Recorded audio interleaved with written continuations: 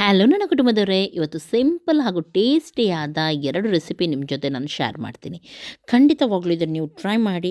ಮನೆಯಲ್ಲಿ ಎಲ್ಲರೂ ಇಷ್ಟಪಟ್ಟು ತಿಂತಾರೆ. ಇಲ್ಲಿ ನಾನು 1 kgಯಷ್ಟು ಬೋನ್ಲೆಸ್ ಚಿಕನ್ ಸಣ್ಣ ಸಣ್ಣ ಪೀಸ್ ಮಾಡಿ ತೊಗೊಂಡಿದ್ದೀನಿ. ಅದಕ್ಕೆ 1 ಟೇಬಲ್ ಸ್ಪೂನಷ್ಟು ನಾನಿಲ್ಲಿ ಸೋಯಾ ಸಾಸ್, ಸ್ವಲ್ಪ ಅರಿಶಿನ ಪೌಡರ್, ರುಚಿಗೆ ತಕ್ಕಷ್ಟು ಉಪ್ಪು ಇಷ್ಟನ್ನು ಹಾಕಿ ಸರಿಯಾಗಿ ಮಿಕ್ಸ್ ಮಾಡಿ ಇಡ್ತಾ ಇದ್ದೀನಿ.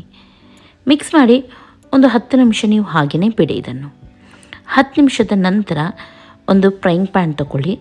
ಅದರಲ್ಲಿ 2 ಚಮಚದಷ್ಟು ಎಣ್ಣೆಯನ್ನು ಹಾಕಿ ಇವೆಲ್ಲವನ್ನು ಇದಕ್ಕೆ ಹಾಕಿ ಒಳ್ಳೆ ರೀತಿ ಫ್ರೈ ಮಾಡಿ. ಗ್ಯಾಸನ್ನು ಐ ಫ್ಲೇಮಲ್ಲಿಟ್ಟು ಸರಿಯಾಗಿ ಫ್ರೈ ಮಾಡಬೇಕು. ಇದರಲ್ಲಿ ನೀರಿನ ಅಂಶ ಬಿಡಬಾರ್ದು, ಹಾಗಾಗಿ ಹೈ ಫ್ಲೇಮಲ್ಲಿ ಇಟ್ಟು ನೀವು ಸರಿಯಾಗಿ ಫ್ರೈ ಮಾಡಿ. ಇದು ಫ್ರೈ ಆಗೋ ತನಕ ಇನ್ನೊಂದು ಸೈಡಲ್ಲಿ ನಾವು ಸಾಸ್ ರೆಡಿ ಮಾಡೋಣ. ಇಲ್ಲಿ ನಾನು ಮಯೋನೈಸ್ ತೊಗೊಂಡಿದ್ದೀನಿ. ನಾನಿಲ್ಲಿ 1 ಕಪ್ಪಷ್ಟು ಮಯೋನೈಸ್ ಹಾಕ್ತಾ ಇದ್ದೀನಿ. 2 ಟೇಬಲ್ ಸ್ಪೂನಷ್ಟು ಚಿಲ್ಲಿ ಸಾಸನ್ನು ನಾನಿಲ್ಲಿ ಸೇರಿಸ್ತಾ ಇದ್ದೀನಿ. ಹಾಗೂ ಅದರೊಂದಿಗೆ 2 ಟೇಬಲ್ ಸ್ಪೂನಷ್ಟು ನಾನಿಲ್ಲಿ ಕೆಚಪ್ ಕೂಡ ಹಾಕ್ತಾ ಇದ್ದೀನಿ. ಕೆಚಪ್ ಇಲ್ಲದಿದ್ದರೆ ಟೊಮೆಟೊ ಸಾಸ್ ಕೂಡ ನೀವಿಲ್ಲಿ ಹಾಕ್ಬೋದು. ಹಾಗೂ ಇಲ್ಲಿ ನಾನು ಪೆಪ್ಪರ್ ಪೌಡ್ರ್ ಯೂಸ್ ಮಾಡ್ತಾ ಇದ್ದೀನಿ. ಹಾಗೂ 1 ಚಮಚದಷ್ಟು ಚಿಲ್ಲಿ ಪೌಡ್ರ್ ಕೂಡ ಹಾಕಿದ್ದೀನಿ. ಅದರೊಂದಿಗೆ ಸ್ವಲ್ಪ ಉಪ್ಪನ್ನು ಕೂಡ ಸೇರಿಸ್ತಾ ಇದ್ದೀನಿ. ಇಲ್ಲಿ ನೀವು ಬೇಕಿದ್ರೆ ಇದಕ್ಕೆ ಆರೆಗ್ಯಾನೋ ಕೂಡ ಹಾಕ್ಬೋದು, ಚೆನ್ನಾಗಾಗುತ್ತೆ. ಸರಿಯಾಗಿ ಇದನ್ನು ಮಿಕ್ಸ್ ಮಾಡಿ ಪಕ್ಕಕ್ಕೆ ಇಟ್ಕೊಳ್ಳಿ. ಇಲ್ಲಿ ಚಿಕನ್ ಇವಾಗ ಫ್ರೈ ಆಗಿದೆ. ಇದನ್ನು ತೆಗೆದು ಸಪ್ರೇಟಾಗಿ ಇನ್ನೊಂದು ಪಾತ್ರೆಗೆ ಹಾಕೋಣ. ಹಾಗೂ ಅದೇ ಪಾತ್ರೆಯಲ್ಲಿ ನಾನಿವಾಗ ಸ್ವಲ್ಪ ಎಣ್ಣೆಯನ್ನು ಹಾಕ್ತಾ ಇದ್ದೀನಿ. ಹಾಗೂ 4 ನೀರುಳ್ಳಿಯನ್ನು, ದೊಡ್ಡ ಸೈಜ್ 4 ನೀರುಳ್ಳಿಯನ್ನು ಹಾಕಿ ಒಳ್ಳೆ ರೀತಿ ಫ್ರೈ ಮಾಡಲಿಕ್ಕುಂಟು. ಫ್ರೈ ಮಾಡುವಾಗ ಇದಕ್ಕೆ ಸ್ವಲ್ಪ ಉಪ್ಪು ಹಾಗೂ ಸಣ್ಣ ಸಣ್ಣದಾಗಿ ಹೆಚ್ಚಿದ ಸ್ವಲ್ಪ ಮೆಂತ್ಯ ಸೊಪ್ಪನ್ನು ಕೂಡ ಹಾಕ್ತಾ ಇದ್ದೀನಿ. ಹಾಗೂ ಇದನ್ನು ಫ್ರೈ ಮಾಡಲಿಕ್ಕುಂಟು. ಇಲ್ಲಿ ನೀರುಳ್ಳಿ ಬೇಕಿದ್ರೆ ನೀವು ಜಾಸ್ತಿ ಕೂಡ ಹಾಕ್ಬೋದು. ಕೆಲವರಿಗೆ ನೀರುಳ್ಳಿ ಸ್ವಲ್ಪ ಜಾಸ್ತಿ ಇಷ್ಟ ಇರುತ್ತೆ ನೋಡಿ, ಅವರು ಜಾಸ್ತಿ ಹಾಕಿ ಚೆನ್ನಾಗಾಗುತ್ತೆ. ಓಕೆ, ಒಳ್ಳೆ ರೀತಿ ಇದನ್ನು ಫ್ರೈ ಮಾಡೋಣ. ಇವಾಗ ನೋಡ್ಬೋದು ಎಷ್ಟೊಂದು ಚೆನ್ನಾಗಿ ಫ್ರೈ ಆಗಿದೆ. ಈ ಟೈಮಲ್ಲಿ ಇದಕ್ಕೆ ಸ್ವಲ್ಪ ನಾನು chilli powder, garam masala powder, jeera powder ಹಾಗೂ ಕೊತ್ತಂಬರಿ ಪೌಡ್ರ್ ಸ್ವಲ್ಪ ಸ್ವಲ್ಪನೇ ಹಾಕಿದರೆ ಸಾಕು, ಫ್ಲೇವರ್ಗೆ ಆಗುವಷ್ಟು. ಜಾಸ್ತಿ ಯಾವುದು ಕೂಡ ಹಾಕಲಿಕ್ಕಿಲ್ಲ. ನಿಮ್ಮ ಹತ್ರ ಚಿಕನ್ ಮಸಾಲ ಪೌಡರ್ ಇದೆ ಆದರೆ ಅದನ್ನು ಕೂಡ ನೀವು ಹಾಕ್ಬೋದು. ಇವಾಗ ಫ್ರೈ ಮಾಡಿದ ಚಿಕನನ್ನು ಇದಕ್ಕೆ ಆ್ಯಡ್ ಮಾಡೋಣ. ಹಾಗೂ ಸರಿಯಾಗಿ ಇದನ್ನು ಮಿಕ್ಸ್ ಮಾಡೋಣ. ಒಳ್ಳೆ ರೀತಿ ಮಿಕ್ಸ್ ಮಾಡಿ. ನಿಮಗೆ ಖಾರ ಜಾಸ್ತಿ ಬೇಕಂತಾದರೆ ನೀವಿಲ್ಲಿ ಸ್ವಲ್ಪ ಖಾರದ ಪೌಡ್ರ್ ಬೇಕಿದ್ರೆ ಆ್ಯಡ್ ಮಾಡ್ಬೋದು.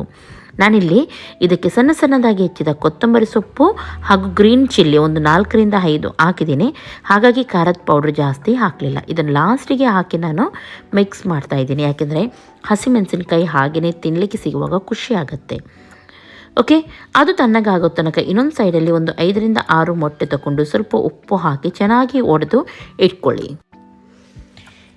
ಇವಾಗ ಒಂದು ಫ್ರೈಯಿಂಗ್ ಪ್ಯಾನ್ ತಗೊಳ್ಳಿ. ಅದರಲ್ಲಿ ಸ್ವಲ್ಪ ಎಣ್ಣೆಯನ್ನು ಹಾಕಿ ಹಾಗೂ ಒಂದು ಸೈಡಿಗೆ ನಾವಿವಾಗ 1 ಚಮಚದಷ್ಟು ನೋಡಿ ಸ್ವಲ್ಪ ಎಗ್ಗನ್ನು ಹಾಕಿದರೆ ಆಯಿತು. ಇವಾಗ ಇದರ ಮೇಲೆ ನಾವು ಚಪಾತಿಯನ್ನು ಇಡೋಣ. ಈ ರೀತಿ ಚಪಾತಿ ನೀವು ಇಟ್ಟಿದ್ದು ಇದ್ದರೂ ಆಗುತ್ತೆ, ಅಥವಾ ನೀವು ಹೊಸದಾಗಿ ಮಾಡಿದರೂ ಆಗುತ್ತೆ. ಓಕೆ, ಈ ರೀತಿ ಮಾಡಬೇಕು. ಆಮೇಲೆ ಏನು ಮಾಡಬೇಕಂದ್ರೆ ಸ್ವಲ್ಪ ನಾವು ಮೊಟ್ಟೆಯನ್ನು ತಗೊಂಡು ಸ್ವಲ್ಪ ಜಾಸ್ತಿ ಎಲ್ಲ ನೋಡಿ ಈ ರೀತಿ ಇದರ ಮೇಲೆ ಸ್ಪ್ರೆಡ್ ಮಾಡಬೇಕು. ಹೀಗೆ ದೋಸೆ ಎಲ್ಲ ಸ್ಪ್ರೆಡ್ ಮಾಡ್ತೀವಿ ನೋಡಿ, ಹಾಗೆ ಸ್ವಲ್ಪ ಹಾಕಿದರೆ ಸಾಕು. ಆಮೇಲೆ ನಾನಿಲ್ಲಿ ಬ್ರೆಡ್ ಕ್ರಮ್ಸನ್ನು ಹಾಕ್ತಾ ಇದ್ದೀನಿ ಇದರ ಮೇಲೆ. ಹಾಗೂ ಇದನ್ನು ಈ ರೀತಿ ಟರ್ನ್ ಮಾಡ್ತಾ ಇದ್ದೀನಿ. ಇವಾಗ ಇದರ ಮೇಲೆ ನಾವು ಏನು ಮಾಡೋಣ, ನಾವು ರೆಡಿ ಮಾಡಿದ ಸಾಸ್ ಇತ್ತು ನೋಡಿ ಮಯೋ, ಅದನ್ನು ಹಾಕೋಣ ಒಂದು ಸೈಡ್. ಹಾಗೂ ಚಿಕನನ್ನು ಕೂಡ ಹಾಕೋಣ. ಇನ್ನೊಂದು ಸೈಡ್ ಫ್ರೈ ಆಗಿದೆ. ಮೆಲ್ಲನೆ ಇದನ್ನು ಫೋಲ್ಡ್ ಮಾಡೋಣ ನೋಡಿ ಹೀಗೆ. ಈ ರೀತಿ 2 ಸೈಡ್ ಕೂಡ ಖಡಕ್ಕಾಗಿ ನೀವು ಫ್ರೈ ಮಾಡಿದರೆ ಆಯಿತು. ತುಂಬ ಚೆನ್ನಾಗಾಗುತ್ತೆ. ನೀವು ಒಮ್ಮೆ ಟ್ರೈ ಮಾಡಿ ನೋಡಿ, ಎಲ್ಲರಿಗೂ ಕೂಡ ಇಷ್ಟ ಆಗುತ್ತೆ. ಹೊಸ ರೆಸಿಪಿ, ಹೊಸ ರೀತಿಯಲ್ಲಿ ಟ್ರೈ ಮಾಡಿ ನೋಡಿ, ಎಷ್ಟು ಚೆನ್ನಾಗಿ ಬರುತ್ತೆ ನೋಡಿ ಇದು. ಹಾಗೆಯೇ ಇನ್ನೊಂದು ಇವಾಗ ನಾನು ಮಾಡಿ ತೋರಿಸ್ತಾ ಇದ್ದೀನಿ. ಸಾಸ್ ನೋಡಿ ಯಾವ ರೀತಿ ಇದೆ. ಸ್ವಲ್ಪ ಎಣ್ಣೆಯನ್ನು ಹಾಕಿ ಒಂದು ಸೈಡ್ ಮಾತ್ರ ಇವಾಗ 1 ಚಮಚದ ಸಣ್ಣ ಚಮಚದಲ್ಲಿ ತಗೊಂಡಿದ್ದೀನಿ. ಮೊಟ್ಟೆಯನ್ನು ಹಾಕೋಣ ನೋಡಿ ಹೀಗೆ. ಇವಾಗ ಇದರ ಮೇಲೆ ನಾವು ಚಪಾತಿಯನ್ನಿಟ್ಟು ಸ್ವಲ್ಪ ಮೇಲಿಂದ ಕೂಡ ಮೊಟ್ಟೆನ ಈ ರೀತಿ ಹಾಕೋಣ. ಸ್ವಲ್ಪ ಎಣ್ಣೆನೂ ಹಾಕ್ತಾ ಇದ್ದೀನಿ ನಾನು. ಹಾಗೂ ಬ್ರೆಡ್ ಕ್ರಮ್ಸನ್ನು ಹಾಕಿದ ಮೇಲೆ ಟರ್ನ್ ಮಾಡಿ ಹಾಕುವಾಗ ಗ್ಯಾಸನ್ನು ಮೀಡಿಯಮ್ ಫ್ಲೇಮಲ್ಲಿ ಇಟ್ಟುಬಿಡಿ. ಇವಾಗ ಮಯೋ ಹಾಕೋಣ. ಹಾಗೂ ರೆಡಿ ಮಾಡಿದ ಮಸಾಲ ಇತ್ತು ನೋಡಿ ಚಿಕನ್ ಇದು, ಅದು ಕೂಡ ಹಾಕೋಣ. ಹಾಗೂ ಇದನ್ನು ಫೋಲ್ಡ್ ಮಾಡಿದರೆ ಆಯಿತು. ಒಂದು ಸೈಡ್ ಚೆನ್ನಾಗಿ ಫ್ರೈ ಆದಮೇಲೆ ಫೋಲ್ಡ್ ಮಾಡಿ. ಕೆಲವರಿಗೆ ಸಾಸ್ ಸ್ವಲ್ಪ ಜಾಸ್ತಿ ಇಷ್ಟ ಇರುತ್ತೆ, ಅವರು ಸ್ವಲ್ಪ ಮೇಲ್ಗಡೆಯಿಂದ ಬೇಕಿದ್ರೆ ನೀವು ಹಾಕ್ಬೋದು. ನೋಡಿ ಈ ರೀತಿ ಸೂಪರ್ ಆಗುತ್ತೆ ಇದು. ಒಮ್ಮೆ ನೀವು ಟ್ರೈ ಮಾಡಿ. ಇವತ್ತಿನ ಈ ರೆಸಿಪಿ ಖಂಡಿತವಾಗ್ಲೂ ನಿಮಗೆ ಇಷ್ಟ ಆಗಿರ್ಬೋದು ಅಂತ ಎನಿಸ್ತೀನಿ. ಇಷ್ಟ ಆಯ್ತು ಅಂತಾದರೆ ಲೈಕ್ ಮಾಡಿ, ಶೇರ್ ಮಾಡಿ, ಸಬ್ಸ್ಕ್ರೈಬ್ ಮಾಡಿ. ಹಾಗೂ ಇದನ್ನು ಟ್ರೈ ಮಾಡಿ ಯಾವ ರೀತಿ ಆಗಿತ್ತು ಅಂತ ಹೇಳಿ. ನಾಳೆ ಸಿಗ್ತೀನಿ. ಎಲ್ಲರಿಗೂ ಟೇಕ್ ಕೇರ್. ಬಾಯ್ ಬಾಯ್. ಇವಾಗ ನೆಕ್ಸ್ಟ್ ರೆಸಿಪಿ ಮಾಡೋಣ. ತುಂಬ ಚೆನ್ನಾಗಿದೆ ಇದು ರೆಸಿಪಿ ಕೂಡ. ಹಲೋ ನನ್ನ ಕುಟುಂಬದವರೇ, ಜಸ್ಟ್ ಬಾಯ್ಲ್ ಮಾಡಿದ ಮೊಟ್ಟೆ ಉಂಟು ನೋಡಿ, ಅದನ್ನು ತಗೊಂಡು ಈ ರೀತಿ ಗ್ರೇಟ್ ಮಾಡೋಣ. ಒಂದು 6ರಿಂದ 7 ಮೊಟ್ಟೆಯನ್ನು ತಗೊಂಡು ಬೇಯಿಸಿ ಅದನ್ನು ಈ ರೀತಿ ಗ್ರೇಟ್ ಮಾಡ್ತಾ ಇದ್ದೀನಿ. ಒಳಗಡೆ ಇರುವ ಎಲ್ಲವನ್ನು ನೋಡಿ ಅದರೊಂದಿಗೆ ಇದನ್ನು ಗ್ರೇಟ್ ಮಾಡಿಬಿಡಿ ಹೀಗೆ. ಹಾಗೂ ಇದಕ್ಕೆ ಮಸಾಲವನ್ನು ಹಾಕೋಣ. ಇಲ್ಲಿ ಚಿಲ್ಲಿ ಪೌಡರನ್ನು ಆ್ಯಡ್ ಮಾಡಿದ್ದೀನಿ. ಖಾರಕ್ಕೆ ಅನುಗುಣವಾಗಿ ನೀವು ಹಾಕಿದರೆ ಆಯಿತು. ಸ್ವಲ್ಪ ಅರಶಿನ ಪೌಡರ್ ಹಾಕೋಣ.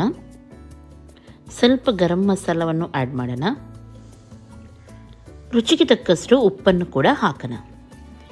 ಓಕೆ, ಆಮೇಲೆ ಜಿಂಜರ್ ಗಾರ್ಲಿಕ್ ಪೇಸ್ಟ್ 1 ಚಮಚದಷ್ಟು, ಹಾಗೂ ಸಣ್ಣದಾಗಿ ಹೆಚ್ಚಿದ ನೀರುಳ್ಳಿ ಒಂದು 4ರಿಂದ 5 ಹಾಕಿ.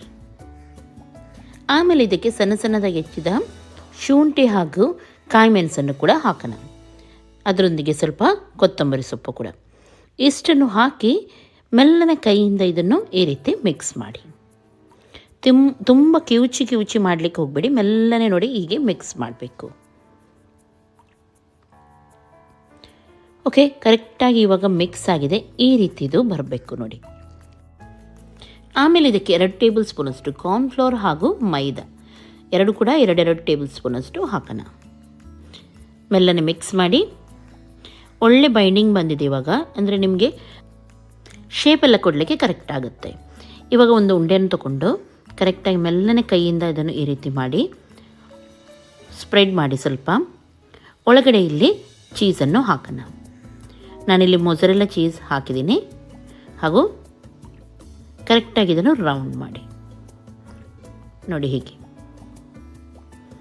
ಹೀಗೆ ಮಾಡಿ ಎಲ್ಲವನ್ನು ಇಟ್ಟುಬಿಡೋಣ ಫಸ್ಟಿಗೆ.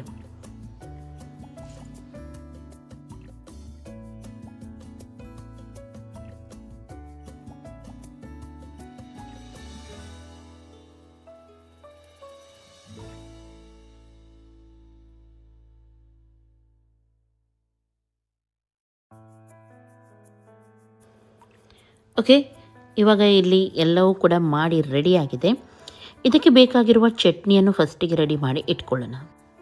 ಇಲ್ಲಿ ಸ್ವಲ್ಪ ಕೊತ್ತಂಬರಿ ಹಾಗೂ ಪುದೀನ ಸೊಪ್ಪನ್ನು ತಗೊಂಡು ಹಸಿಮೆಣಸಿನಕಾಯಿ, ರುಚಿಗೆ ತಕ್ಕಷ್ಟು ಉಪ್ಪು, ಸ್ವಲ್ಪ ಬೇಕಿದ್ದರೆ ನೀವು ಶುಂಠಿ ತುಂಡು ಹಾಕ್ಬೋದು ಅಥವಾ ಜಿಂಜರ್ ಗಾರ್ಲಿಕ್ ಪೇಸ್ಟ್ ಕೂಡ ಇಲ್ಲಿ ಸೇರಿಸ್ಬೋದು. ಸ್ವಲ್ಪ ಇದಕ್ಕೆ ಮೊಸರು ಅಥವಾ ನೀರನ್ನು ನೀವು ಆ್ಯಡ್ ಮಾಡ್ಬೋದು. ನಾನಿಲ್ಲಿ ನೀರನ್ನು ಆ್ಯಡ್ ಮಾಡಿ ಗ್ರೈಂಡ್ ಮಾಡಿ ಪಕ್ಕಕ್ಕೆ ಇಟ್ಕೊಳ್ಳೋಣ. ಇನ್ನೊಂದು ಸೈಡಲ್ಲಿ ಬ್ಯಾಟರ್ ರೆಡಿ ಮಾಡ್ತಾ ಇದ್ದೀನಿ. ಇಲ್ಲಿ 3 ಮೊಟ್ಟೆಯನ್ನು ಒಡೆದು ರೆಡಿ ಮಾಡಿ ಇಟ್ಕೊಳ್ಳೋಣ. ಆಮೇಲೆ ಇದನ್ನು ಫಸ್ಟಿಗೆ ಮೊಟ್ಟೆಯಲ್ಲಿ ಮುಳುಗಿಸೋಣ. ನೆಕ್ಸ್ಟ್ ಬ್ರೆಡ್ ಕ್ರಮ್ಸಲ್ಲಿ ಇದನ್ನು ಹಾಕಿದರೆ ಆಯಿತು. ಇದೇ ರೀತಿ ಮಾಡಿ ಇವಾಗ ಇಟ್ಕೊಳ್ಳೋಣ. ಇದನ್ನು ನೀವು ಸ್ವಲ್ಪ ಜಾಸ್ತಿ ಮಾಡಿ 2 ದಿನಕ್ಕೆ ಕೂಡ ಮಾಡ್ಬೋದು. ಅಂದರೆ ಫ್ರೀಝರಲ್ಲಿ ಇಟ್ಟರೆ ಏನು ಕೂಡ ಆಗೋದಿಲ್ಲ. 2 ದಿನ ನೀವು ಕಂಟಿನ್ಯೂ ಆಗಿ ಫ್ರೈ ಮಾಡಿ ತೆಗೀರಿ. ಮೊಟ್ಟೆದಾದ್ರಿಂದ ಜಾಸ್ತಿ ಟೈಮ್ ಇಡೋದು ಬೇಡ, ಹಾಗಾಗಿ 2 ದಿನಕ್ಕೆ ಮಾಡ್ಬೋದು ಅಂತ ಹೇಳಿದ್ದು ನಾನು ನಿಮಗೆ. ಇದೇ ರೀತಿ ನೋಡಿ ಎಲ್ಲವನ್ನು ಮಾಡ್ತಾ ಎಣ್ಣೆ ಬಿಸಿಯಾಗಿದ್ದೆ ಮೆಲ್ಲನೆ ಬಿಡ್ತಾ ಹೋಗಿ. ಎಣ್ಣೆ ತುಂಬ ಓವರಾಗಿ ಬಿಸಿ ಆಗಬಾರ್ದು. ಯಾವಾಗಲೂ ಬ್ರೆಡ್ ಕ್ರಮ್ಸ್ ಇದು ಏನಾದರೂ ನಾವು ಮಾಡುವಾಗ ಎಣ್ಣೆ ತುಂಬ ಬಿಸಿಯಾಗಿರಬಾರ್ದು, ಬೇಗನೆ ಹೊರಗಡೆ ದಿಲ್ದರೆ ಕಪ್ಪಾಗುತ್ತೆ. ನೋಡಿ ಈ ರೀತಿ ಗೋಲ್ಡನ್ ಬ್ರೌನ್ ಆಗಿದ್ದೆ ಫ್ರೈ ಮಾಡಿ ತೆಗೀರಿ. ಸಿಂಪಲ್ ಸ್ನ್ಯಾಕ್ಸ್, ಟೇಸ್ಟಿಯಾಗಿರುತ್ತೆ.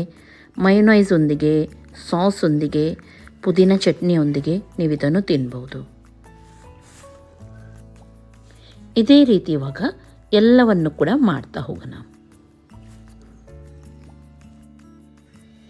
ಇವಾಗ ನಾನು ನಿಮಗೆ ತೋರಿಸ್ತೀನಿ ಎಷ್ಟೊಂದು ಇದು ಕ್ರಿಸ್ಪಿಯಾಗಿ ಬಂದಿದೆ ಅಂತ ಹೇಳಿ.